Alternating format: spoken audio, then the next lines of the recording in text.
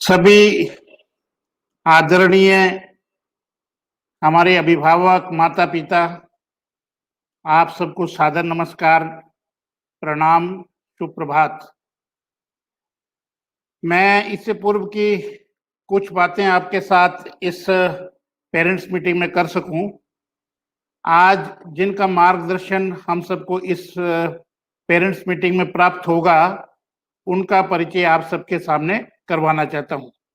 माँ सरस्वती की वंदना के बाद मैं आज के जो हमारे इस पेरेंट्स मीटिंग में हम सबका मार्गदर्शन करने वाले श्री विजय नड्डा जी, मैं उन का बहुत-बहुत धन्यवाद करता हूं कि उन्होंने हमारे को समय दिया। उनके परिचय में वो बचपन से ही राष्ट्रीय स्वयंसेवक संघ के स्वयंसेवक, प्रचारक जीवन में हैं और हिमाचल प्रदेश में अनेक वर्ष संघ के काम करने के बाद पंजाब में इसी प्रकार से पंजाब के भी अनेक जिम्मेवारियों का निर्वाह करते हुए पिछले 5.5-6 वर्षों से वो पंजाब की जो सर्वोच्च शिक्षा समिति है, जिसके अंतर्गत 125 स्कूल चलते हैं, उसमें वो संगठन मंत्री का दायित्व का निर्वाह कर रहे हैं और वर्तमान में आजकल वो हमारे जो 5 स्टेट्स हैं, जिसको हम नॉर्थ जोन बोलते हैं, उसमें दिल्ली है, पंजाब, हरियाणा, हिमाचल प्रदेश, जम्मू कश्मीर, अब तो लद्दाख भी बन गया है। उसके भी आप माननीय संगठन मंत्री है क्षेत्र के। आप एक बहुत ही प्रखर अच्छे वक्ता है, अच्छे अध्ययनशील व्यक्तित्व के आप स्वामी हैं, मालिक हैं और हम सबको सौभाग्य प्राप्त हुआ है कि विद्या भारती के ऐसे उच्च और शीर्ष अधिकारी का मार्गदर्शन आज हम सबको प्राप्त होगा। विजय जी नड्डा का हम सब धन्यवाद और आदर सहित प्रणाम करते हैं कि उन्होंने हम सबको ये समय आज इस बैठक के लिए दिया। इससे पूर्व कि मैं उनको निमंत्रित करूं, मैं पेरेंट्स के सामने कुछ इस वक्त जो हमारे विद्यालय ने कुछ प्रयास किए हैं इस लॉकडाउन में, सर्वप्रथम मैं चाहता हूं कि सभी पेरेंट्स कुशल मंगल स्वस्थ होंगे। इतनी बड़ी पेंडेमिक में भी आपने जिस तरह से निरंतरता के साथ अपने बच्चों को भी अपने सारे काम काज को भी संभाल के रखा, ये अपने आप एक प्रेरणा देने वाला होगा।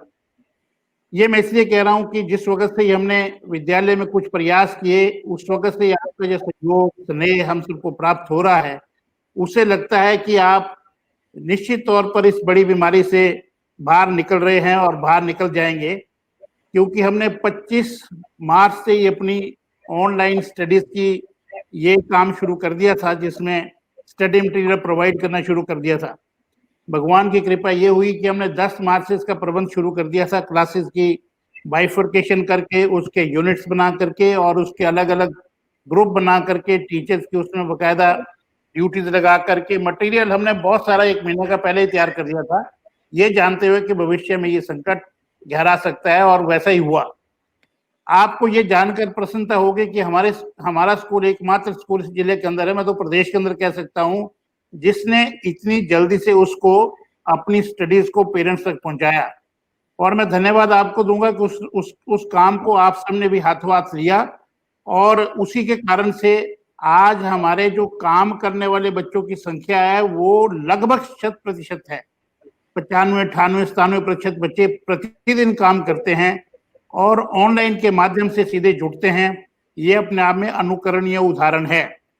इसके साथ साथ जो इनिशिएटिव स्कूल ने इस कोविड के दौरान लिए हैं, मैं मानता हूं कि एक बड़ी समस्या है, लेकिन इसके कारण से हमारे को बहुत सारी चीजें इस तरह की मिली है कि जिस ऑनलाइन की कल्पना हम कर भी नहीं सकते थे कभी, उसमें हमारे टीचर्स परफेक्ट हुए, बड़ी मेहनत के साथ उन्होंने घर से अब तो स्कूल में आकर के लगातार हमने टीचिंग को कंटिन्यू किया है और इतने बेहतरीन ढंग से स्टडी मटेरियल प्रोवाइड किया, प्रिंटेड मटेरियल, कोई भी हाथ से लिखी हुई कोई चीज नहीं भेजी आज तक। ये अपने आप में टीचर्स के लिए भी एक बधाई का हम अपनी संस्था की तरफ से देना महसूस करते हैं कि आज उनको भी बधाई दी जानी चाहिए। इसी प्रकार से हम कुछ जो इनिशिएटिव ले सके हैं, उसमें बहुत बड़ा इनिशिएटिव तो ऑनलाइन क्लासेस का था, और उसमें गूगल टेस्ट के थ्रू लगातार हमारे 2 सब्जेक्ट एनरिचमेंट टेस्ट हो गए, और लगभग वार्षिक यानी 15 दिन के बाद एक इंग्लिश का भी सब बच्चों के लिए कॉमन टेस्ट हम करते हैं। और उसमें हम ही नहीं, हमने अपने स्कूल से बाहर जा करके भी 4-5 हजार बच्चा बाकी जगहों का उसमें प्रतिभागी हो रहा है, और हमारे बच्चों की परफॉर्मेंस उसमें बेहतरीन है। इसलिए क्योंकि शिक्षा सबके लिए है, सबके लिए दान देने योग्य वस्तु है और उसको बांटना ही चाहिए, इसलिए हम उससे भी आगे निकल करके सोच रहे हैं।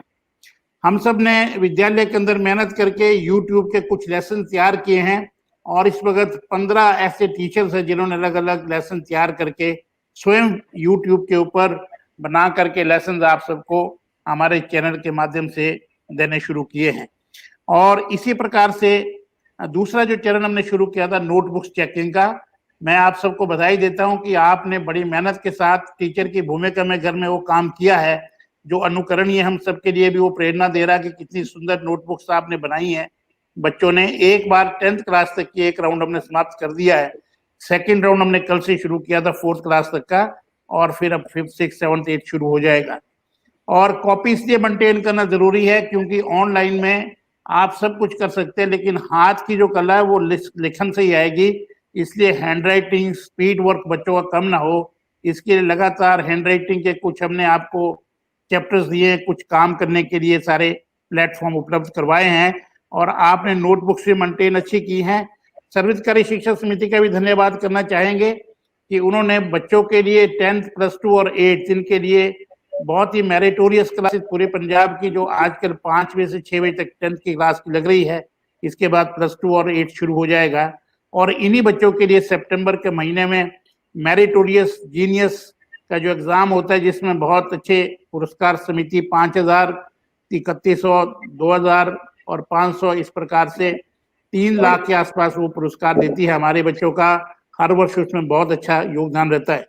अंत में, क्योंकि जिनको आज बोलना है उनको हम ज्यादा समय देना चाहेंगे, हमने एक और इनिशिएटिव सोचा है कि आने वाले 10 दिनों में हम ऐसे बच्चों के लिए जो क्लास में किसी कारण से पिछड़ रहे हैं, किसी कारण से अच्छा नहीं कर पा रहे हैं, उसकी सूची तैयार करके जल्दी लेट इवनिंग क्लास शुरू करेंगे। जिनके माता पिता कई बार मोबाइल के अभाव में पिछड़ जाते हैं, उनके लिए एक लेट इवनिंग क्लास भी शुरू करने जा रहे हैं मैथ्स और साइंस में। और सबसे बड़ी प्रसन्नता की बात यह है कि हमारे जो 10th और +2 के रिजल्ट हैं वो हर वर्ष की तरह इस वर्ष भी बहुत अच्छे हैं।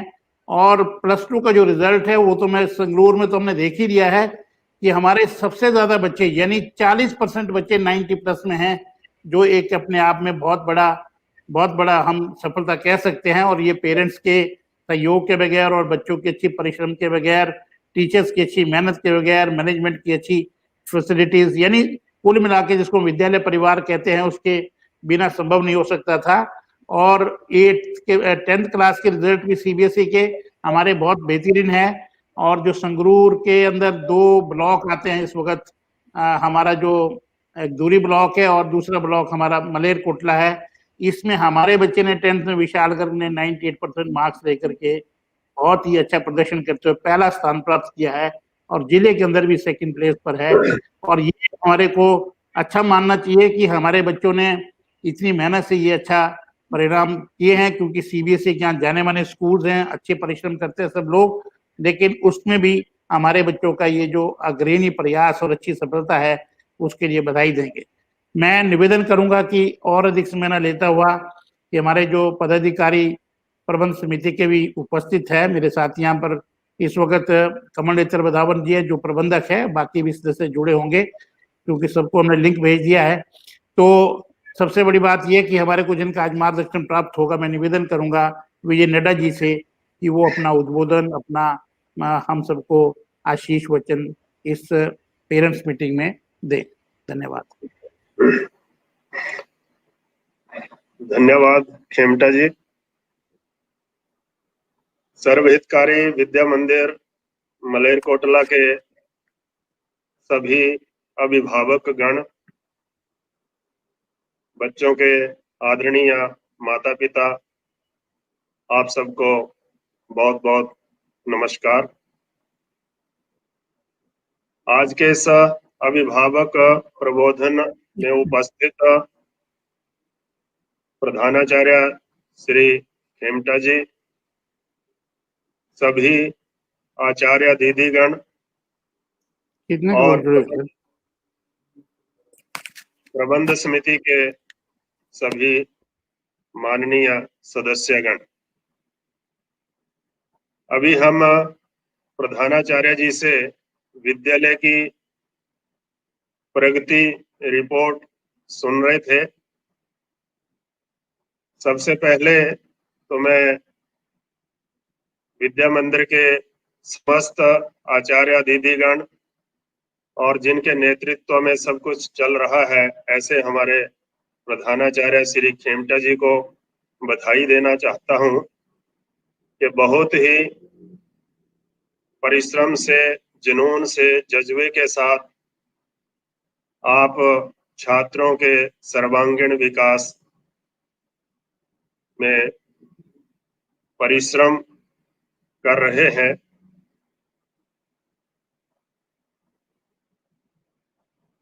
हम सब जानते हैं कि बच्चे इस राष्ट्र की सबसे महत्वपूर्ण पूंजी होते हैं।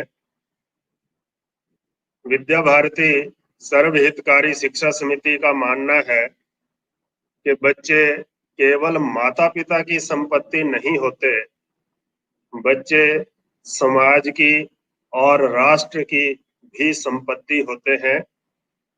इसलिए प्रत्येक बच्चे का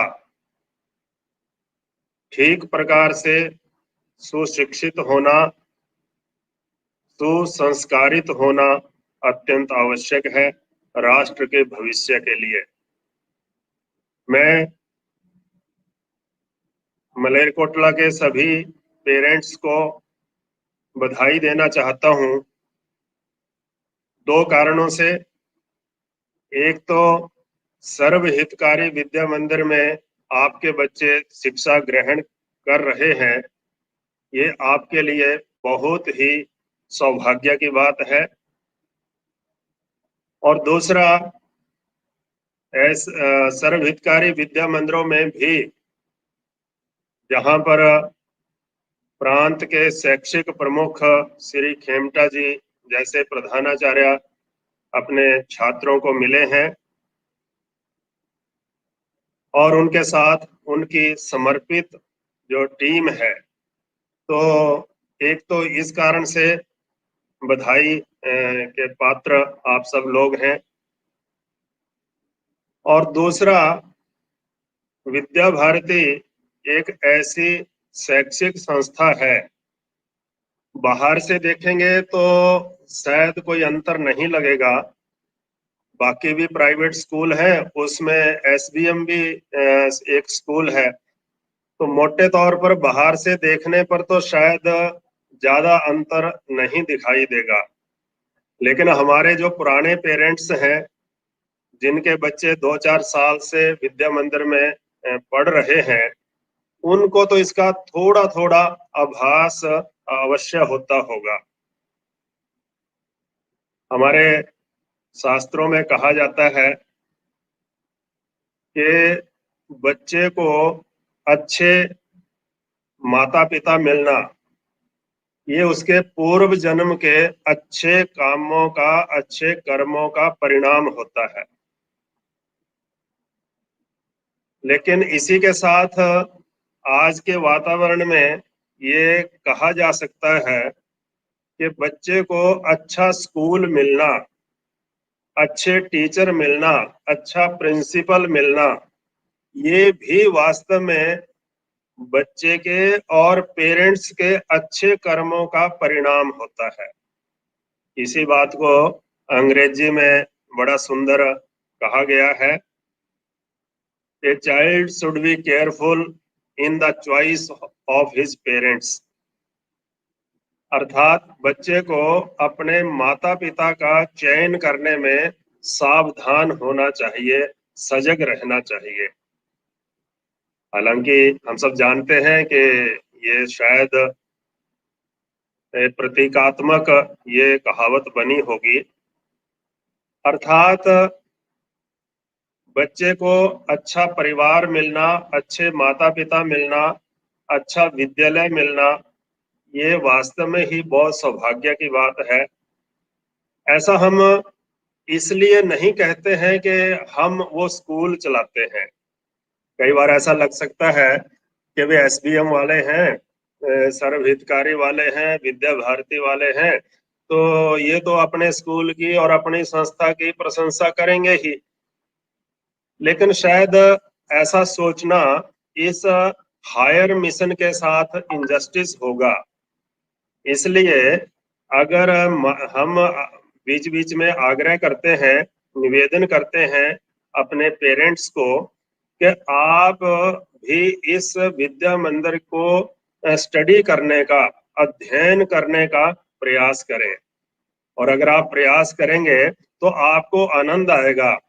और हमारे तो अनेक कार्यकर्ता ऐसे हैं जो पहले पेरेंट्स थे, यानी वो पेरेंट्स के नाते बच्चे को लेकर विद्यालय में आए, बाद में वहां प्रधानाचार्य का व्यवहार, टीचर्स का व्यवहार देख के और धीरे धीरे वो संगठन के साथ जुड़ गए। आज हमारे अनेक कार्यकर्ता हैं जिनकी यात्रा पेरेंट्स के रूप में प्रारंभ हुई। तो इसलिए हम विद्या भारती के हैं, एसबीएम स्कूल के हैं, इसलिए अपनी बात कर रहे हैं, ऐसा नहीं है। हम सब जानते हैं कि भारतीय दर्शन में शिक्षा एक बहुत व्यापक संदर्भ में प्रयोग किया जाने वाला शब्द है। केवल लिखने पढ़ने को, केवल कुछ पुस्तकों को के सिद्धांतों को याद करने को हमारे यहाँ शिक्षा नहीं कहा जाता है। इसको तो हमारे यहाँ ऐसा कहते हैं कि अगर हमने केवल सिद्धांत को याद करना, पुस्तकों को याद करना, प्रमाण पत्र, डिग्री और मार्क्स, इसको शिक्षा का एक बहुत छोटा अंग माना जाता है। इसीलिए विद्या भारती में जो स्लोगन है, जो हमारा लोगो है, उसमें एक बड़ा सुंदर हमारे शास्त्रों का वाक्य है, या विद्या सा विमुक्ते। अर्थात विद्या वही है, शिक्षा उसी को कहा जा सकता है जो हमें वर्तमान की चुनौतियों का सामना करने में सक्षम बनाए और वर्तमान के संकटों से हमें मुक्त करे। और ये तो एक इसका पक्ष है। वास्तव में अल्टीमेट गोल ऑफ एजुकेशन, हमारे यहाँ कहा जाता है कि जो इस जीवन मरण के चक्कर से मुक्त करके और हमें मोक्ष की प्राप्ति कराए, उसी को शिक्षा कहा जाता है। तो इसलिए या विद्या सा विमुक्ते, और इसका प्रारंभ होगा कि वर्तमान के जो क्राइसिस हैं, चैलेंजेस हैं, हमारा बच्चा हमारे विद्यालय से शिक्षा प्राप्त करके वो जीवन में व्यवस्थित, सुस्थापित हो सके, जीवन के सब चुनौतियों का सफलता पूर्वक सामना कर सके, तो वास्तव में शिक्षा उसको कहा जाता है। फिर एक और भी कहा जाता है कि विद्या ददाति विनयम। इसको अगर हम ध्यान से समझेंगे तो ध्यान में आएगा कि वास्तव में शिक्षा उसको कहा जाता है कि जिसको प्राप्त करने के बाद छात्र या व्यक्ति विनम्र हो जाए। आज देखने में अधिकांश स्थानों पर आता है, माता पिता शिकायत करते हैं कि हमारा बच्चा पढ़ने में तो बहुत तेज है, नंबर तो बहुत अच्छे लेता है, कई बार तो टॉप भी कर जाता है, लेकिन एरोगेंट बहुत है, मानता किसी की नहीं है, सम्मान किसी का नहीं करता है, माता पिता को भी सरेआम और झिड़क देता है। ये कशक, ये दर्द, ये शिकवा और शिकायत अनेक माता पिता हमसे या हमारे आचार्य दीदियों से, प्रधानाचार्यों से शिकायत करते हैं।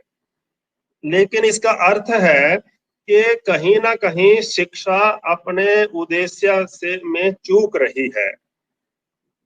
वी आर फेलिंग समवेयर, क्योंकि हम उसको एग्जाम में अच्छे मार्क्स के लिए तो तैयार करने में सफल हो रहे हैं, लेकिन उसको अच्छा व्यक्ति बनाने में, अच्छा नागरिक बनाने में और कहीं ना कहीं हम चूक रहे हैं।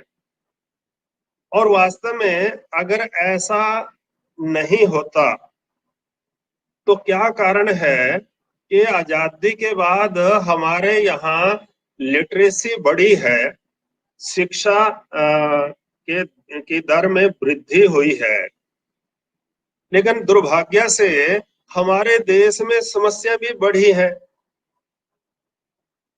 शिक्षा भी बढ़ी है और समस्या भी बढ़ी है। तो वास्तव में होना तो इसके विपरीत चाहिए कि जैसे जैसे शिक्षा का विस्तार हो वैसे वैसे समाज में क्राइम कम होने चाहिए। जैसे जैसे शिक्षा का विस्तार हो वैसे वैसे समाज में अच्छे वैल्यूज की स्थापना होनी चाहिए। देखने में क्या आता है कि शिक्षा भी बढ़ रही है, लेकिन भारत जैसे देश में वृद्धाश्रम भी बढ़ रहे हैं, ओल्ड एज होम भी बढ़ रहे हैं। तो श्रवण के देश में जहाँ पिता को चार धाम और यात्रा कराने के लिए और घर का नौजवान अपने माता पिता को कंधे पर बैठाकर और तीर्थ यात्रा करवाता है, जहां पर और अपने पिता के एक आदेश मात्र, आदेश से भी ज्यादा उसको इशारा ही कहना चाहिए, इच्छा ही कहना चाहिए, पिता की इच्छा मात्र से कल सवेरे सिंहासन पर और बैठने वाले हैं, लेकिन वनवास की ओर खुशी से हंसते हुए चले जाते हैं। जिस देश की ऐसी श्रेष्ठ विरासत हो, ऐसी श्रेष्ठ परंपरा हो, तो आज या कल हम सबको चिंतन तो करना ही पड़ेगा कि हम शिक्षा में कहाँ हमसे चूक हो रही है कि शिक्षा भी बढ़ रही है और वृद्धाश्रम भी बढ़ रहे हैं, शिक्षा भी बढ़ रही है और क्राइम भी बढ़ रहे हैं। शिक्षा प्राप्त करके हमारा बच्चा डॉक्टर, इंजीनियर, आईएएस, आईपीएस तो बन रहा है, लेकिन उसके इतने बड़े बंगले में, इतने बड़े नौकर चाकर में, इतने बड़े समृद्धि में वृद्ध माता पिता के लिए स्थान नहीं है। तो और ये किसी कल्पना लोक की बात नहीं है। हम में से अधिकांश अपने अड़ोस पड़ोस रिश्तेदारों की तरफ नजर दौड़ाएंगे तो ये बातें ढूंढना कोई कठिन नहीं है। तो ऐसे में हमारे शास्त्रों में कहा जाता था कि माता पिता को अपने बच्चों के विकास के लिए बहुत ही सावधान और सजग रहने की आवश्यकता है। आजकल जैसा ट्रेंड चला है कि हम तो सबसे ज्यादा फीस दे सकते हैं, हम तो उसके बाद भी बच्चा ट्यूशन रखना चाहे तो वो रख सकते हैं, जो बच्चा डिमांड करे हम वो और उसकी पूरी कर सकते हैं। और पेरेंट्स कई बार फ्रस्ट्रेशन में कहते हैं, मजाक में कहते हैं कि अब और कोई जान दें क्या, क्या करें, आखिर जो बच्चा कहता है वो तो हम उसकी सारी जरूरतें पूरी कर रहे हैं। और इतना ही नहीं तो हमने उसके लिए अच्छा बैंक बैलेंस भी अच्छा खड़ा कर दिया, तो अब और बच्चा क्या चाहता है हमसे। लेकिन हमारे यहाँ एक बड़ी सुंदर कहावत है, पूत कपूत को धन सांचे, पूत सपूत को धन सांचे। अर्थात हमारे यहाँ अनुभवी लोग समाज को बताते थे कि अगर आपका बच्चा सपूत निकला, अच्छा निकल गया, तो भी उसके लिए पैसा इकट्ठा करके जाने की आवश्यकता नहीं है। वो अपने परिश्रम से, अपने पसीने से, अपनी प्रतिभा से वो सब कुछ इकट्ठा कर लेगा। और अगर आपका बेटा सपूत के बजाय कपूत निकल गया, कपूत अर्थात उसको अच्छे संस्कार नहीं मिले, उसकी अच्छी आदतें नहीं मिली, उसको गलत और आदतें उसको लग गई, गलत सोसाइटी में चला गया, उसी को कपूत कहते हैं। तो हमारे कहा जाता है कि पूत कपूत को धन सांचे, कि अगर आपका बेटा कपूत निकला तो भी उसके लिए धन संचय जितना मर्जी आप करके चले जाएंगे, वो एक ही जुए में बैठकर और एक ही रात में सब कुछ लुटा भी देगा।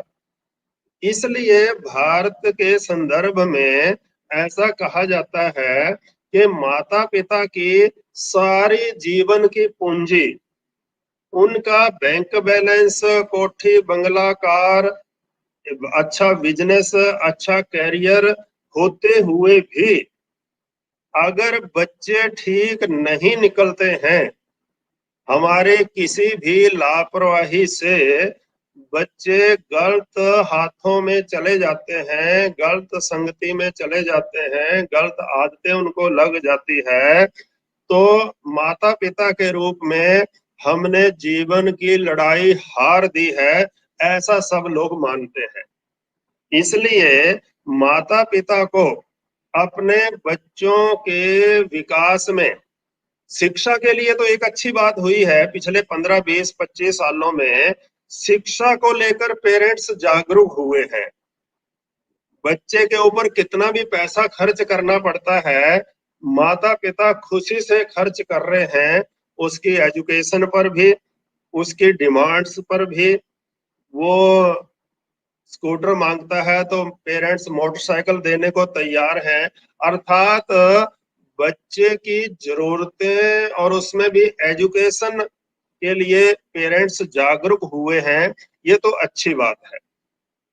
लेकिन एक बात जो हम अनुभव करते हैं, क्योंकि हम विद्यालय चलाते हैं और आप जैसे सैकड़ों हजारों माता पिताओं से इंटरेक्शन करते रहते हैं, तो एक बात जो ध्यान में आती है कॉमनली सब जगह एक जैसी, वो ध्यान में आती है कि माता पिता बच्चे के संस्कारों को लेकर शायद उतने गंभीर, चाहते तो हैं कि बच्चा अच्छा बने, जब दूसरे का बच्चा सामने से उसके पैर छूता है और इनका बच्चा जो है वो आंखें दिखाता है, तो इनके मन में भी इच्छा तो अवश्य होती है कि मेरा बेटा भी अच्छा होता, अगर ऐसा ही संस्कारित होता। चाहते तो एक बात है, लेकिन उसके लिए जो कुछ डूज एंड डोंट्स का पालन करना चाहिए, उसमें कहीं ना कहीं और चूक जाते हैं। इसलिए विद्या भारती सर्व हितकारी शिक्षा समिति का ये मानना है कि पढ़ाई में बच्चे नंबर 1 पर होने चाहिए, इसमें कोई दो राय नहीं है। School is meant for it. School का अर्थ ही ये है कि वो बच्चों को अच्छी एजुकेशन दे, तो ये तो कोई बड़ी बात नहीं है। लेकिन वो तो हर स्कूल में सर्टिफिकेट मिलेगा, डिग्री मिलेगी, नंबर भी आएंगे, तो इसलिए एकेडमिक एक्सीलेंस तो स्कूल की विशेषता होनी ही चाहिए। और आपको जानकर प्रसन्नता होगी, जैसे अभी खेमटा जी जानकारी दे रहे थे, मलेरकोटला विद्या मंदिर में हमारे आचार्य दीदियों और प्रधानाचार्य जी के दिन रात के परिश्रम के कारण, और एसबीएम के बच्चे केवल स्कूल में ही नहीं तो पूरे पंजाब और कई कंपटीशंस में तो अखिल भारतीय ऑल इंडिया स्तर तक भी अपनी प्रतिभा की धाक और जमा रहे हैं। तो ये तो एक बात है। और आपको जानकर और भी प्रसन्नता होगी कि एकेडमिक एक्सीलेंस में विद्या भारती सर्वहितकारी जाना पहचाना नाम है इस समय पंजाब में। और परसों ही अभी आईएएस आईपीएस का रिजल्ट आया, तो आप लोगों ने अगर अखबार या सोशल मीडिया वगैरह में कहीं नोट किया हो, तो आपको जानकर प्रसन्नता होगी कि अभी तक जो जानकारी मिली है उसमें 2 बच्चों की जानकारी तो मिल गई है। एक तो हमारे कुरुक्षेत्र के ही बच्ची है, हमारे स्कूल में टीचर थे, उनकी बेटी ने आईएएस में परीक्षा पास की, हमारे ही विद्या मंदिर से उसने पढ़ाई की है। और एक जो दूसरे बच्चे की जानकारी मिली है तो छत्तीसगढ़ में बिलासपुर का बालक है, अभी और जानकारी मिलेगी। तो प्रति वर्ष 5, 7, 10 बच्चे आईएएस आईपीएस में और पूरे देश में जाते हैं। अकेले पंजाब में ही हम 12-15 के आसपास आईएएस और आईपीएस देश को दे चुके हैं। इसके अलावा डॉक्टर इंजीनियर्स की तो नंबर लेस, यानी उनकी तो कोई गिनती नहीं है। तो जहां तक एकेडमिक एक्सीलेंस की बात है, मैं सर्वहितकारी शिक्षा समिति के नाते आप सबको अश्योर करना चाहता हूं कि आप बच्चों की एकेडमिक एक्सीलेंस को लेकर तो विद्या भारती सर्वहितकारी में आपने बच्चा दाखिल करा दिया तो आपकी बहुत बड़ी जिम्मेवारी पूरी हो गई, अर्थात वो जिम्मेवारी हमारे स्कूल ले लेते हैं। हमारे स्कूलों में आपने नोट किया होगा, हमारे टीचर नौकरी नहीं करते हैं। हमारे टीचर ये विद्या भारती का मूल सूत्र है। हम अपने टीचर्स को ऐसा आग्रह करते हैं कि आपके बच्चे घर में हो सकता है 1-2 होंगे, लेकिन ये जो स्कूल के बच्चे, ये सारे के सारे आपके बच्चे हैं। जैसे आप अपने बच्चों का फ्यूचर बढ़िया बनाना चाहते हैं, ऐसे ही आप और आपकी कक्षा का प्रत्येक बच्चा आपका बच्चा है, ऐसा मानकर आपको उनकी प्रतिभा को निखारना चाहिए। और प्रसन्नता की बात है कि हमारे अध्यापक उसी जज्बे और जुनून के साथ बच्चे के सर्वांगीण विकास में और अपना पसीना बहाते हैं। तो इसलिए एकेडमिक एक्सीलेंस को लेकर तो आप निश्चिंत हो सकते हैं, लेकिन जैसे मैंने प्रारंभ में कहा, ये हमारी विशेषता नहीं है। ये तो विशेषता, ये तो हमारी है ही, लेकिन हमारी असली विशेषता दूसरी है। और वो क्या है? हम बच्चों में अच्छे संस्कार देने के लिए जाने जाते हैं। विद्या भारती से निकला हुआ छात्र, आज पेरेंट्स को शायद उसका आभास थोड़ा बहुत होता होगा, लेकिन माता पिता को आभास होता है जब बच्चा 40-50 साल का हो जाता है और पेरेंट्स 70-80 साल में, 60-70 साल में चले जाते हैं, तब वो विद्या भारती को आशीषें देते हैं, तब वो सर्व हितकारी को आशीषें देते हैं, प्रधानाचार्यों का, आचार्यों को धन्यवाद करते हैं कि बहुत ही अच्छा हमारा निर्णय था कि हमने अपने बच्चे को सर्व हितकारी स्कूल में दाखिल कराया। दूर की बात ना भी करें तो आपके पड़ोस में ही धुरी में मैं एक घर में गया, रात उनके घर में रुका, तो उनका जो बेटा है वो हमारे ही विद्या मंदिर से पढ़ा हुआ और आईपीएस है, आजकल एक डिस्ट्रिक्ट में एसएसपी है। तो उसके जो माता पिता हैं तो वो रात को गपशप कर रहे थे, तो ऐसे बातचीत चली परिवार के बारे में। तो जैसे उन्होंने अपने बेटे के बारे में बताना शुरू किया, अपनी बहू के बारे में, उनकी जो बहू है वो आईएएस है, यानी बेटा आईपीएस है और बहू आईएएस है। बेटा हमारे विद्या मंदिर से पढ़ा है। तो रात को बातचीत करते करते उनकी आंखों में आंसू थे और वो पिताजी कह रहे थे कि मैं तो वास्तव में इस संस्था की देन जो है, कई जन्मों तक मैं ऋण नहीं उतार सकता, क्योंकि जैसे बेटा आईपीएस बना और उसके बाद बहू आईएएस आ गई, तो हम घबरा गए कि अब तो बुढ़ापा जो है वो ओल्ड एज होम में ही कटेगा, क्योंकि आजकल के अफसर बच्चे और पेरेंट्स की कहाँ चिंता करते हैं। लेकिन कहा कि आज जब मैं ये सब कुछ अपने बेटे को देखता हूँ, बहू को देखता हूँ, तो मेरे को सर्व हितकारी स्कूल याद आता है। जो आपके टीचर्स ने मेरे बच्चे में जो संस्कार डाल दिए, अच्छे अच्छे जो उनके अंदर जो कन्विक्शन पैदा कर दी, आज मैं अपने आप को सौभाग्यशाली मानता हूँ। तो आदरणीय अभिभावक गण, मैं जो बात कर रहा था कि हमारी असली विशेषता ये है, एकेडमिक एक्सीलेंस में तो हमारा नाम है ही, लेकिन संस्कार युक्त शिक्षा ये हमारी बहुत बड़ी विशेषता है।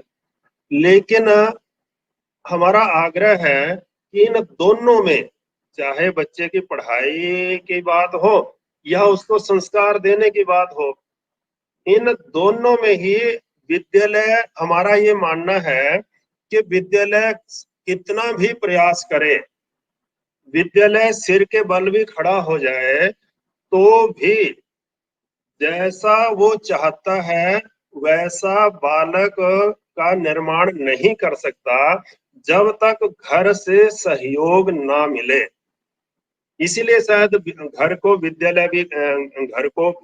विद्यालय कहा जाता है, माता प्रथम गुरु हमारे शास्त्रों में कहा जाता है।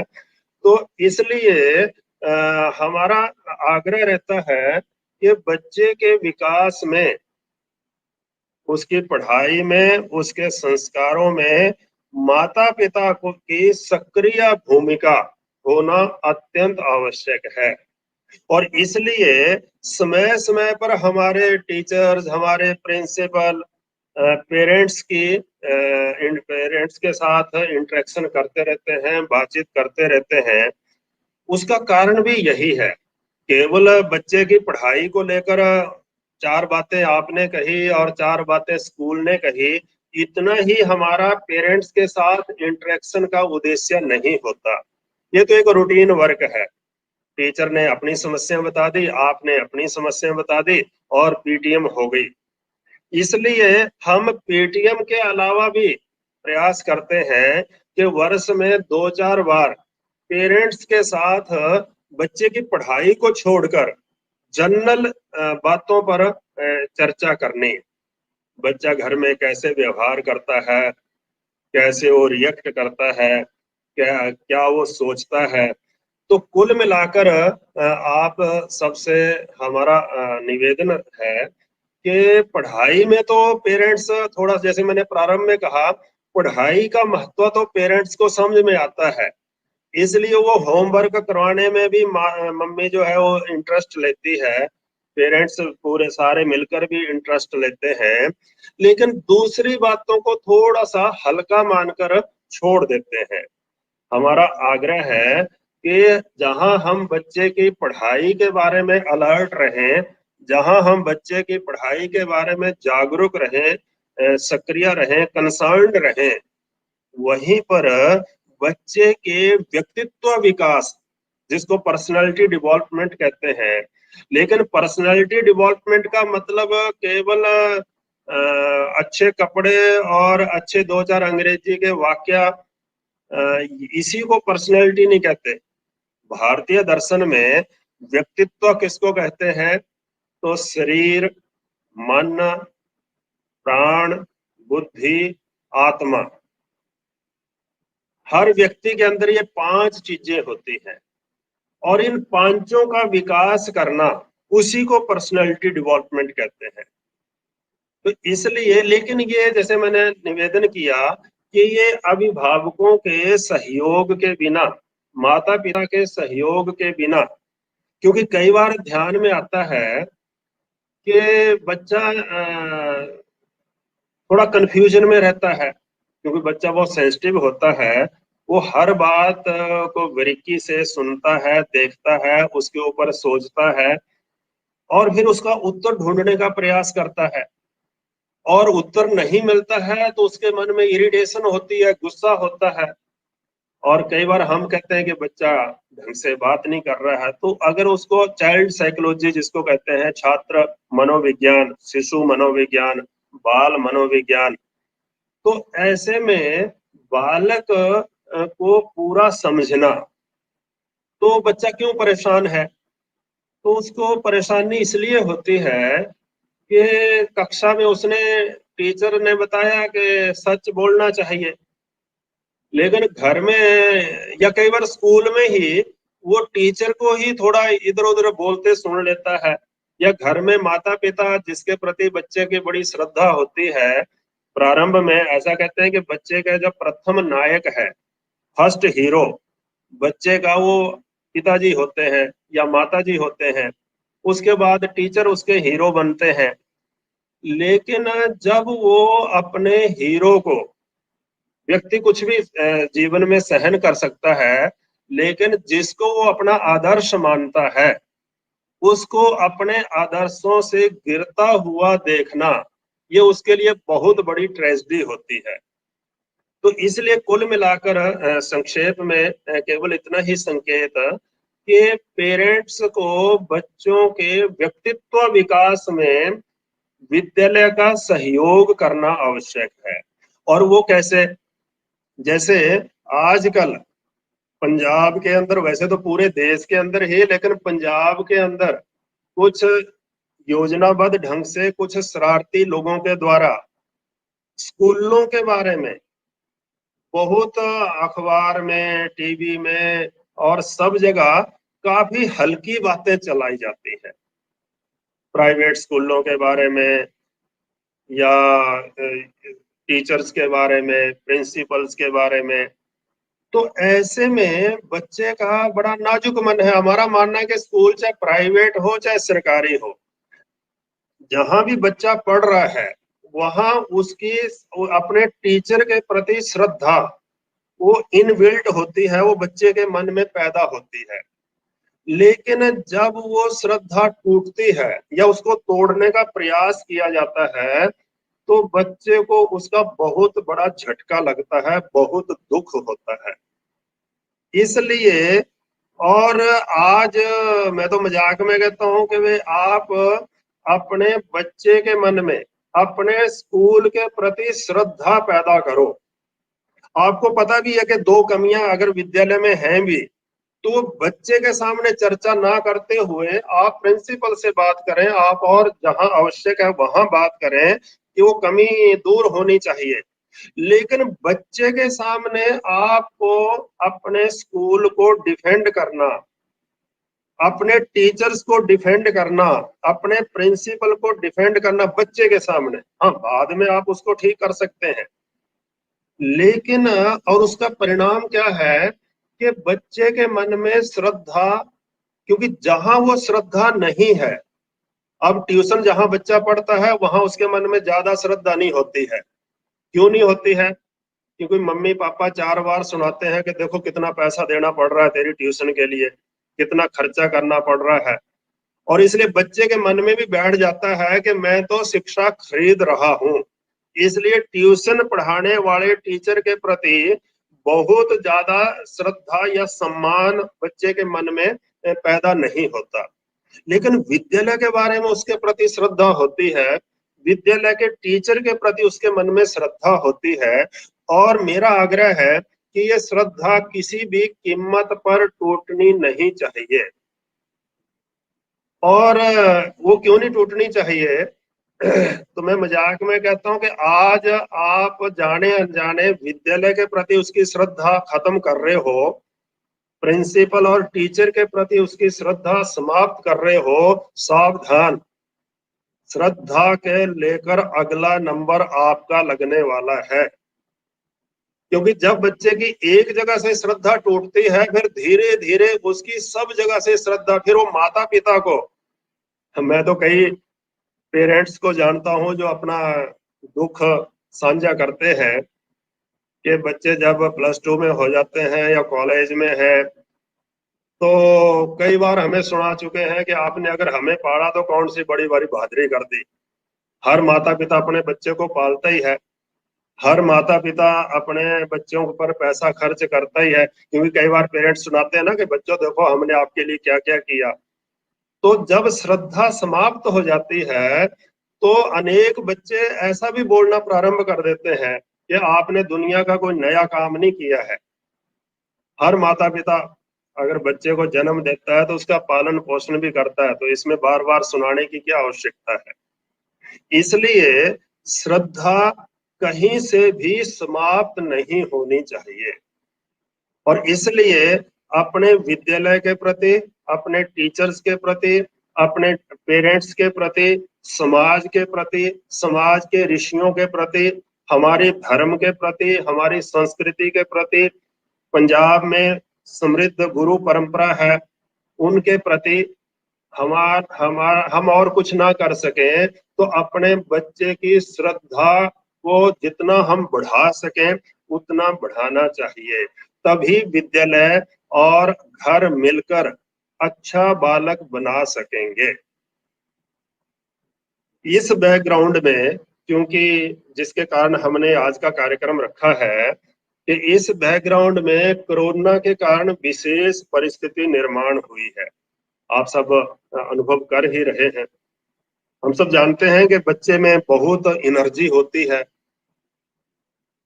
अथाह असीम ऊर्जा होती है, और अब उस बच्चे को पिछले 3-4 महीने से एक ही घर में और ज्यादा से ज्यादा गली तक उसको हमने बांध के रख दिया है। तो उसकी जो ऊर्जा है उस कारण से अनेक शिकायतें आ रही हैं, अनेक समस्याएं खड़ी हो रही हैं। पेरेंट्स और बच्चों में तनाव बहुत बढ़ता जा रहा है। पेरेंट्स और बच्चों की आपस में खींचतान बढ़ती जा रही है। तो हमने जो आज का कार्यक्रम जो लिया वो विशेष रूप से इस कारण से लिया। वैसे तो विद्यालय से भी आपको गाइडेंस मिलती रहती होगी, लेकिन हमने विचार किया कि पूरे पंजाब के सभी विद्यालयों में तो हम अपने पेरेंट्स के साथ कुछ अपनी बात रखें उनके सामने। तो उसमें कुछ बातें जो हमने अनुभव की है वो आपके सामने रखने का प्रयास कर रहे हैं। हमारा आग्रह है कि आप कृपया इस परिस्थिति में बच्चे के साथ व्यवहार करते हुए धैर्य और कुशलता, ये दो बहुत बड़े हथियार आपके हो सकते हैं। और अगर ये नहीं, इनका आपने प्रयोग नहीं किया तो मामला आगे बिगड़ सकता है। क्योंकि आज के बच्चे और 15, 20, 25 साल पहले वाले बच्चों में अंतर है। आज के बच्चों को धैर्य से, अब केवल हम माता पिता हैं और इसलिए डांट देंगे, हम स्कूल में टीचर हैं इसलिए हम बच्चों को डांटने का हमारा बनता है, हम सब जानते हैं कि ऐसा नहीं है। और वैसे भी हमारे शास्त्रों में बड़ा सुंदर कहा है, लालियेत 5 वर्षाणी और 10 वर्षाणी तो ताड़ियेत। हम कई बार उल्टा करते हैं। तो ये कहता है, ऋषि कहता है कि बच्चे को 5 वर्ष तक हमें पूरा प्यार देना चाहिए और 5 से 10 वर्षों तक उसको थोड़ा बहुत डांटना प्यार से, जहां वो गलती करे तो उसको चेक करना चाहिए। लेकिन 16 साल के बाद प्राप्तु तो सोड़ से मित्रवत आचरित, कि जैसे ही वो 15-16 साल का हो जाता है, उस समय 16 कहाँ हो गया, आजकल वो 12-13 ही मानना पड़ेगा, कि जैसे वो इस आयु का हो जाता है तो उसमें उसके साथ मित्रों जैसा व्यवहार करना चाहिए। वो आप माता होंगे अपनी जगह, आप पिता होंगे अपनी जगह, लेकिन आज का बालक 15-16 साल का भी आपकी और बहुत बातें सुनने की उसकी तैयारी नहीं होती। हाँ, प्यार से समझाएंगे तो वो कुछ भी और सुन लेता है, कर लेता है। तो एक तो ये आग्रह है कि हम धैर्य से, दूसरा हम तनाव, ये जो अपना कोरोना को लेकर पेरेंट्स के मन में चिंता और तनाव होना अवश्य सहज ही है, सभी चिंतित ही है। लेकिन ऐसे में हमारा आग्रह है कि आप अपना तनाव लेकर आप उसको फिर बच्चों में बांट देते हो, यानी आप खुद भी चिंतित हैं, खुद भी तनावग्रस्त हैं, और साथ में बच्चे को भी बार बार पढ़ो और उनका भविष्य क्या होगा, कैसे होगा, और इसको लेकर। तो दूसरा आग्रह है कि हम तनाव मुक्त रहें। बहुत ज्यादा चिंता करने, जैसे मैंने कहा कि आप वो विद्यालय के ऊपर छोड़ दो, बच्चों की सो फार एज स्टडीज कंसर्न, जहां तक पढ़ाई की बात है आप निश्चिंत हो जाओ, एसबीएम आपके बच्चों की पूरी जिम्मेवारी लेता है। इसलिए आप स्वयं भी तनाव मुक्त रहो और बच्चों को भी तनाव मुक्त रखो। और इसका कारण है कि हमारे बच्चों में इतनी कैपेसिटी है, इतनी ताकत है कि अगर विद्यालय दिसंबर में भी चले, नवंबर में भी चले, जब भी चले, स्कूल और बच्चे मिलकर उसी समय में पूरे साल का जो कमी है उसको पूरा कर लेंगे। और आपको शायद विद्यालय ने बता भी दिया होगा, बोर्ड भी इस बात को समझ रहा है, वो भी सिलेबस कट करने का प्रयास करेगा। तो इसलिए पढ़ाई को लेकर आप ना स्वयं तनाव में आए और ना बच्चों को तनाव युक्त करें, उनको प्यार से। और एक दूसरी बात है कि बच्चे के बारे में ऐसा कहते हैं कि बच्चा सवेरे से शाम तक नो नो नो बेटा, नो प्लीज, ऐसा कहते हैं कि अगर पूरे साल की गिनती की जाए या 5 साल कितनी बार बच्चे को रोका और टोका जाता है, नो नो कहा जाता है, तो ये शायद फिगर शायद खेमटा जी बाद में बता सकते हैं, ये हजारों में है, लाखों बार बच्चा पेरेंट्स से या बड़े लोगों से या इवन टीचर से भी सुनता है, नो प्लीज, नो बेटा, नो बेटा। लेकिन बच्चा परेशान होता है कि भाई नो नो तो है पर व्हाट यस क्या है, करना क्या चाहिए, ये नहीं करो, ये नहीं करो, इधर नहीं जाओ, उधर नहीं जाओ, ऐसे नहीं बैठो, वैसे नहीं बैठो। तो नो नो तो सुनता है बच्चा, लेकिन करना क्या चाहिए ये उसको नहीं मिलता और हम भी बताते नहीं है। इसलिए हम आग्रह कर रहे हैं कि लॉकडाउन में जितना भी समय अभी और बचा है, कई घरों में प्रयोग हुए और जिन घरों में प्रयोग हुए वहां पर बहुत अच्छा अनुभव आ रहा है। माता अपने साथ बच्चों को लगाती है रसोई में, चलो भाई आज हम मिलकर आटा गूंथेंगे, आज मिलकर हम जो है वो रोटी बनाएंगे, आज हम मिलकर ये घर की सफाई करेंगे, कमरों की सफाई करेंगे। क्योंकि आप केवल बच्चों को आदेश देंगे कि जाओ सफाई करके आओ तो शायद वो ना माने, या कई बार हम उनको घर के कामों में इन्वॉल्व भी नहीं करते और कई बार तो मम्मी भगा देती है, जा तूने जो आटा गूंथना हो और टाइम खराब करेगा, जो सारा काम चल रहा है उसमें और ज्यादा टाइम लगेगा। तो छोटा बच्चा तो खुश होता है माँ के साथ और थोड़ा बहुत काम कराने में, लेकिन जैसे वो बड़ा होता है तो मम्मी भगा देती है कि तूने सारा मामला खराब ही करना है। तो हमारा आग्रह है कि हम बच्चों को घर के छोटे छोटे कामों में इन्वॉल्व करें और उनको प्रोत्साहित करें। अगर चपाती गोल के बजाय भारत का या यूरोप का नक्शा भी बन जाती है तो भी चिंता करने की बात नहीं है, तो भी उसकी बच्चे की एप्रिसिएशन होनी चाहिए। तो ऐसे फिर और पेंटिंग है, बच्चे की कोई हॉबी है, कोई रंगोली है, एक बात हमें समझनी पड़ेगी, हमेशा पढ़ाई, हमेशा पढ़ाई। तो आप अगर जो टॉपर्स बच्चे होते हैं, जो बच्चे आईएएस आईपीएस या बड़े उसमें सफल होते हैं, अगर आप उनका भी अनुभव पढ़ोगे तो केवल ज्यादा समय तक पढ़ना ये पर्याप्त नहीं होता। माता पिता को क्या लगता है कि सवेरे से शाम तक किताब लेकर अगर बैठा है तो वो बच्चे खुश रहते हैं। और हम जब पढ़ते थे बहुत सा आज से 25 30 40 साल पहले, तो हमारे माता पिता तो पढ़े लिखे नहीं होते थे, अनपढ़ होते थे। तो हम चाहे कहानियों की नॉवल लेकर बैठे हैं या सिलेबस की किताब लेकर बैठे हैं तो ये तो माता पिता को पता नहीं लगता था, क्योंकि वो बहुत पढ़े लिखे नहीं होते थे, लेकिन वो इसी से खुश रहते थे कि हाँ बच्चा पढ़ रहा है। तो इसलिए ज्यादा देर ये हमें पेरेंट्स के नाते हमें अपनी मानसिकता भी थोड़ी बदलनी पड़ेगी। तो इसलिए बच्चा अगर प्रसन्न होगा तो इसलिए जो उसकी हॉबी है वो उसको करने दो। अगर उसकी रंगोली हॉबी है तो उसमें उसको प्रोत्साहित करो, उसको आधा घंटा घंटा 2 घंटे लगाने दो।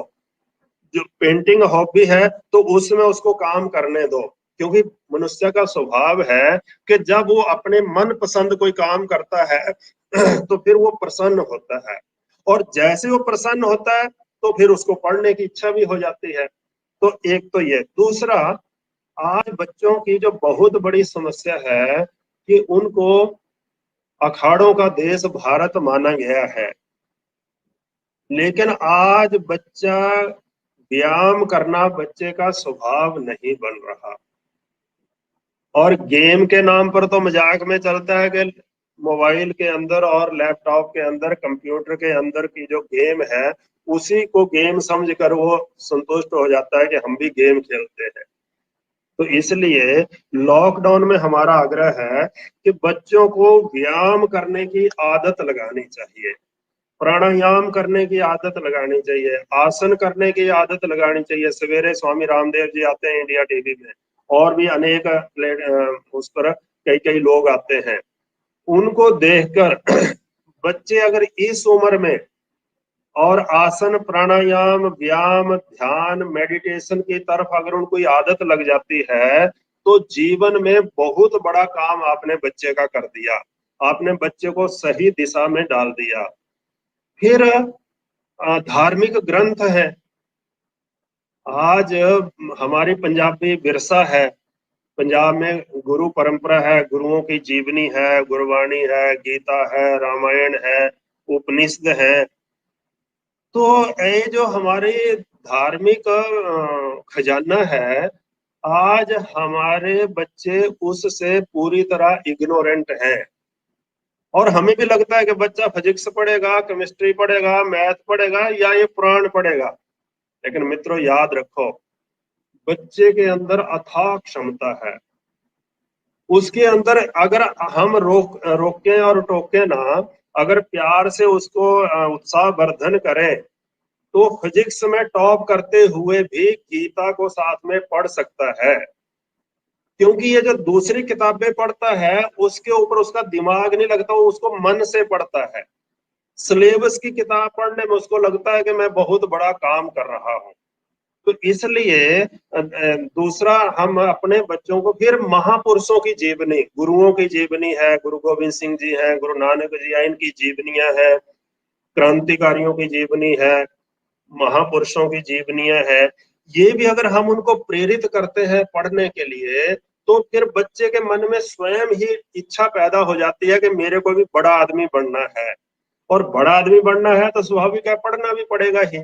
तो इसलिए दूसरी बात, और आखिर में हमारा आग्रह है कि ऑनलाइन क्लास होने के कारण पेरेंट्स को थोड़ा सा और ज्यादा सक्रिय होना पड़ेगा, क्योंकि जब आपका बच्चा स्कूल में होता है तो टीचर उसको मॉनिटर कर सकता है माइन्यूटली, लेकिन ऑनलाइन में तो पता नहीं लगता कि बच्चा पढ़ रहा है या वीडियो बंद करके कुछ और ही कर रहा है। तो एक तो ये, इस कारण से आपका सहयोग और ज्यादा चाहिए, आप कर भी रहे होंगे, लेकिन मेरा आग्रह है कि थोड़ा सा बच्चे के साथ और ज्यादा समय बिताने की योजना हम करें।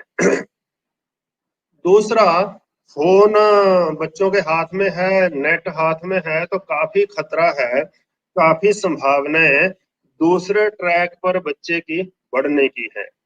तो इसलिए अगर हम बच्चे को और उसके फोन के साथ, नेट के साथ छोड़कर अपने काम में लग जाते हैं तो क्लास कब खत्म हो गई और कब उसने दूसरी क्लास शुरू कर ली ये पता नहीं लगता। तो इन दो कारणों से हमें बच्चे को थोड़ा ज्यादा समय देने की आवश्यकता है।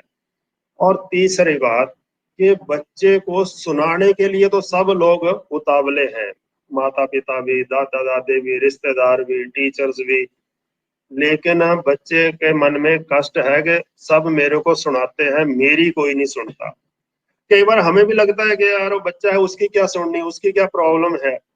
लेकिन आप सब ने सुना या जानते होंगे, सबसे ज्यादा विचार बच्चे के मन में आते हैं, सबसे ज्यादा प्रश्न बच्चे के मन में आते हैं। हमारे लिए तो दुनिया एक रूटीन है, लेकिन बच्चे के लिए तो हर चीज नई है, every day is new for him. तो इसलिए कई बार हमें तो इरिटेशन होती है कि तू क्या फालतू के सवाल पूछता रहता है, लेकिन बच्चा अपनी जगह ठीक है। तो कहने का अर्थ है कि बच्चे को समझाने में ही पूरी ताकत ना लगाकर थोड़ी सी ताकत हम बच्चों को समझने में भी लगाएं। और आखिरी बात जो मैंने प्रारंभ में कही कि जो पेरेंट्स के नाते हमारा आप सबसे आग्रह है कि विद्यालयों के अंतर को समझें। हमारा ये प्राइवेट स्कूल होने के बाद भी कमर्शियल स्कूल नहीं है। जैसे हमारी संस्था में आपके मलेरकोटला में आपने देखा होगा अनेक अच्छे अच्छे लोग जो घर की रोटी खाकर और स्कूल में अपना समय देते हैं, सेवाएं देते हैं। हमारी एक भी मैनेजमेंट मेंबर ऐसा नहीं है जो स्कूल से 2 पैसे भी घर के लिए लाता हो, लाना तो बड़ी दूर की बात है, सोचता भी हो। तो इसलिए कई बार हम प्राइवेट स्कूलों की तरह इन स्कूलों को भी उसी श्रेणी में धकेल देते हैं। और इसलिए हम विद्या भारती स्कूल से या जिस स्कूल में हमारा बच्चा पढ़ रहा है, हम उस स्कूल से इंजस्टिस कर देते हैं। तो ये जो विद्यालय है ये बहुत हायर मिशन को लेकर चले हैं और नॉमिनल फीस के अंदर अच्छी एजुकेशन देने का प्रयास होता है।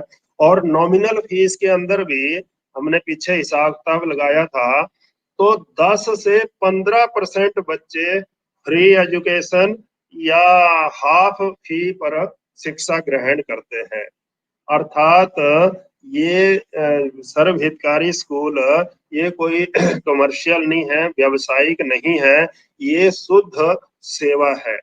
इसमें टीचर अपने ढंग से सेवाएं देते हैं, प्रबंध समिति के लोग अपनी जगह सेवाएं देते हैं, और देश के अंदर तो ऐसे अनेक लोग हैं जिन्होंने अपना पूरा जीवन ही और सेवा के लिए, शिक्षा, हमारे बच्चों को अच्छी शिक्षा मिलनी चाहिए, इसके लिए अपना जीवन ही और इसके लिए समर्पित कर दिया है।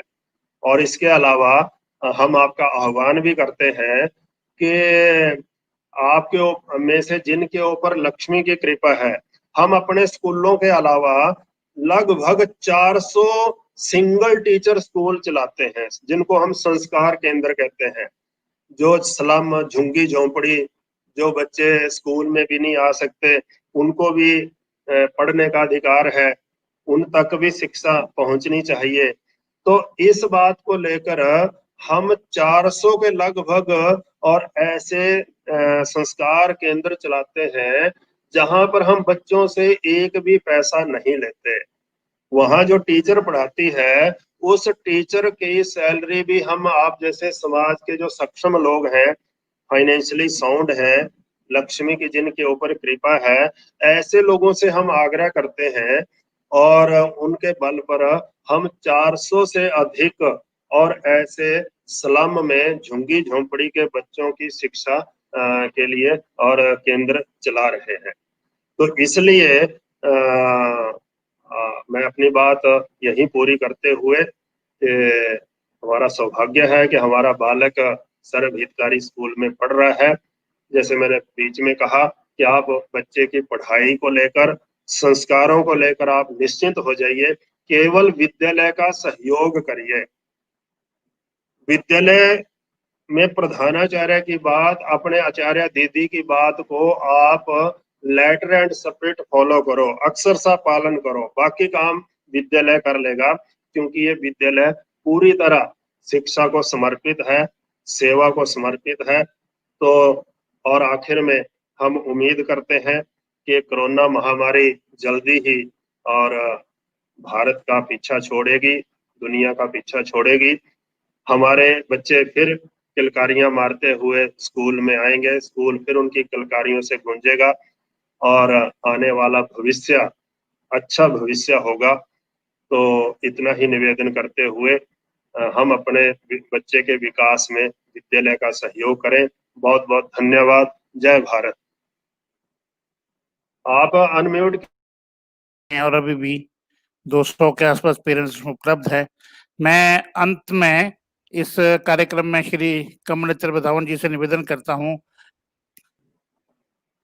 कि वो आज अपने इस कार्यक्रम में सभी अभिभावकों और विशेषकर विजय नड्डा जी का भी अंत में वोट ऑफ थैंक्स यानी धन्यवाद करेंगे। आज की इस सर्वाधिकारी विद्या मंदिर मालेरकोटला पेरेंट्स की मीटिंग के साथ जो कि हमारे स्कूल के प्रधानाचार्य श्री खेमटा जी और विजय नड्डा जी जो कि ऑर्गेनाइजिंग सेक्रेटरी हैं विद्या भारती के, उनके साथ आज हुई। विद्या भारती की तरफ से एक बहुत बढ़िया ये प्रयास हुआ है to have the interaction with the parents of the students which are studying in our school। Corona का जो लॉकडाउन पीरियड स्टार्ट हुआ 22 मार्च से, उसके तुरंत बाद हमारे स्कूल की मैनेजमेंट कमेटी ने टीचर के सहयोग के साथ 27 तारीख से ही ऑनलाइन क्लासेस को स्टार्ट कर दिया था और उसमें आप सबका, पेरेंट्स का बहुत बड़ा सहयोग रहा, कोऑपरेशन रही और इसी दौरान कई तरह की एक्टिविटीज स्कूल से चलती रही। लगभग 2 महीने पहले टीचर्स ने यहाँ से स्कूल से ही क्लासेस स्टार्ट की ताकि क्लासेस की जो क्वालिटी है वो इम्प्रूव हो सके। इस कार्य, इस दृष्टि में उसमें काम किया गया और लगातार उसके ऊपर प्रयास होता रहा है, फर्दर इम्प्रूवमेंट का कर भी रहे हैं, दिन रात टीचर्स लगे हुए हैं। इसी कोरोना काल में कई तरह के ऑल इंडिया लेवल के भी फंक्शन हुए, उसमें भी हमारे जो बच्चे हैं उन्होंने बल्कि फर्स्ट पोजीशन भी अटेन की है। 1-2 कंपटीशन में ऑल इंडिया लेवल के ऊपर फर्स्ट पोजीशन आई है, जिसमें बहुत स्कूलों ने पार्टिसिपेट किया था। मैं उसको भी बधाई देता हूं। आज की जो विद्या भारती के जो ऑर्गेनाइजिंग सेक्रेटरी हैं श्री नड्डा जी, उनके साथ जो बातचीत हुई, उन्होंने प्रयास किया कि पेरेंट्स के साथ इस बातचीत में सभी पक्षों को कवर किया जाए। और जहां तक मैं समझता हूं, मैं टोटल सेशन में साथ में जुड़ा रहा, तो एक बहुत ही अच्छा प्रयास किया गया है और उन्होंने विद्यालय से, पेरेंट्स से, बच्चों के साथ लिंक्ड जो भी इश्यूज हैं, समाज के साथ जितने भी इश्यूज लिंक्ड हैं, आज की परिस्थिति को देखते हुए उनको इस शॉर्ट पीरियड में कवर करने की कोशिश की है और बहुत ही अच्छे ढंग से आज जो प्रयास हो रहा है प्राइवेट शिक्षा जो ऑर्गेनाइजेशंस हैं, इंस्टीट्यूशंस हैं, उनको डाउनग्रेड करने का, उनके बारे में दुष्प्रचार करने का, तो उसमें नड्डा जी ने जो बात कही कि श्रद्धा जो है वो टूटनी नहीं चाहिए। आपने बच्चा एक स्कूल में एडमिट किया है, सर्वाधिकारी में किया या किसी दूसरे स्कूल में भी किया, लेकिन उस बच्चे का उस स्कूल के साथ एक संबंध जुड़ा रहना चाहिए श्रद्धा का, और उसके टीचर्स के साथ एक श्रद्धा का संबंध बना रहना चाहिए, तभी वो ज्ञान की प्राप्ति कर सकता है। भगवान कृष्ण ने तो गीता में कहा है कि श्रद्धावान लभते ज्ञानम तत्परः संयत इंद्रिय। ज्ञान की प्राप्ति उसी को होगी जिसको श्रद्धा है, जिससे श्रद्धा है वहीं से ज्ञान की प्राप्ति कर सकता है। यदि वो श्रद्धा का आप इसमें लिंक तोड़ देंगे तो बच्चे के लिए एक आप बहुत बड़ी एक कंफ्यूजन वाली एक और तरह की स्थिति क्रिएट करेंगे जो बच्चे के फायदे में नहीं होगी। तो सभी पेरेंट्स इस चीज को समझते हैं।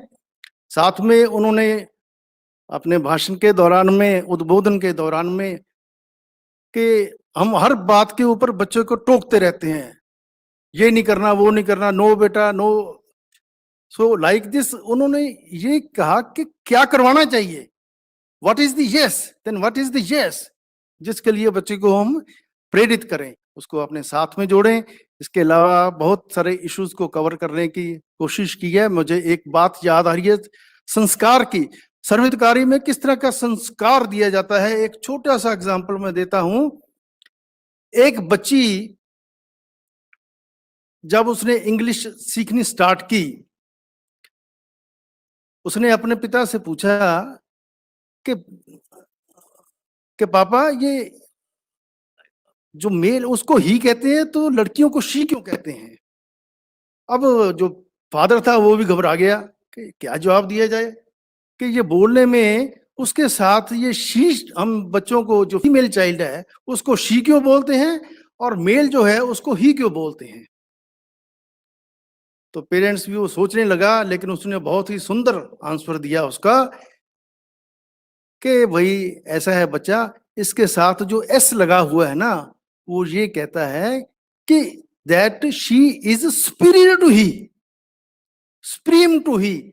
सो इसलिए इस तरह के जो संस्कार हैं, एक मातृशक्ति के प्रति जो श्रद्धा वाली बात है, एक फीमेल्स के प्रति जो एम्पावरमेंट वाली बात है, एक फीमेल्स के प्रति जो श्रद्धा की भाव है, आदर की प्रवृत्ति है, ये संस्कार का एक संस्कार का पार्ट है। तो इस तरह के संस्कार और भी डायरेक्शन में समाज के लिए डेवलप करने के लिए हमारा सर्वहितकारी विद्या मंदिर की तरफ से हमेशा ऐसा प्रयास होता रहा है और होता रहेगा। और ऐसा ही प्रयास अपने घर के लेवल पे, आपको अपने डोमेस्टिक लेवल पे, अपने लेवल पे भी करने पड़ेंगे, तभी बच्चे की सर्वांगीण उन्नति जो है, ओवरऑल डेवलपमेंट हो सके। एक सिर्फ एकेडमिक पार्ट के ऊपर अच्छे अंक प्राप्त कर लेना एक उपलब्धि नहीं है, this is not only the achievement, लेकिन बच्चे की एक सर्वांगीण विकास हो, वो ये समझ सके कि मैंने किसके साथ कैसे डील करना है, how to handle the situations. मैंने अपने चाचा, अपने भाई, अपने सिस्टर के साथ, माता के साथ, पिता के साथ, समाज में दूसरे बंधुओं के साथ कैसे डील करना है, this is the true education. और इसी प्रयास में सर्वहितकारी कार्यरत है।